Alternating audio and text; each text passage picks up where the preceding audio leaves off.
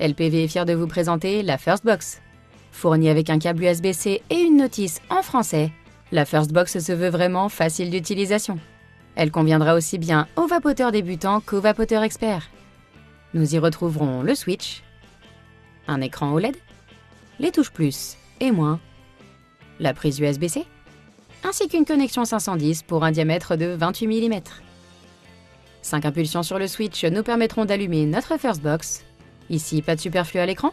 On retrouvera le niveau de batterie, le verrou de la puissance envoyée à la résistance en watts et la valeur de notre résistance en ohms.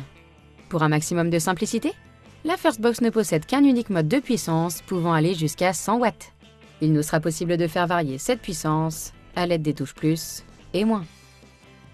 Une fois la valeur idéale trouvée, nous pourrons verrouiller la puissance en appuyant simultanément sur plus et moins. Il nous faudra réitérer l'opération si l'on souhaite modifier la puissance de nouveau.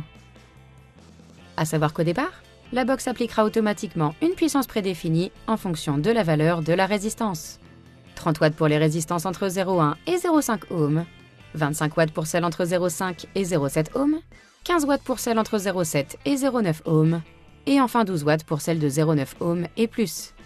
Cependant, une fois la puissance ajustée à notre convenance, la box gardera en mémoire la valeur après 2 bouffées. Pour l'exemple, j'associe ma box avec le cléromiseur Titan et sa résistance en 0,2 ohms. La box se cale à 30 watts. J'ajuste ma puissance à 50 watts et tire 2 bouffées. Je change mon cléromiseur pour un Zenith 2 en 1,6 ohms. La box se cale à 12 watts pour ne pas endommager ma résistance. Et si je décide de remettre mon Titan, elle se replace à 50 watts.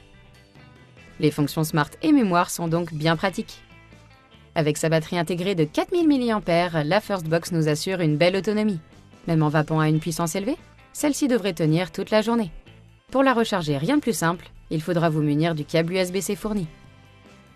Comptez environ 2h30 pour une charge complète si la box n'a plus de batterie. Compatible avec la plupart des cléromiseurs et atomiseurs reconstructibles, la Firstbox nous offre une infinité de possibilités.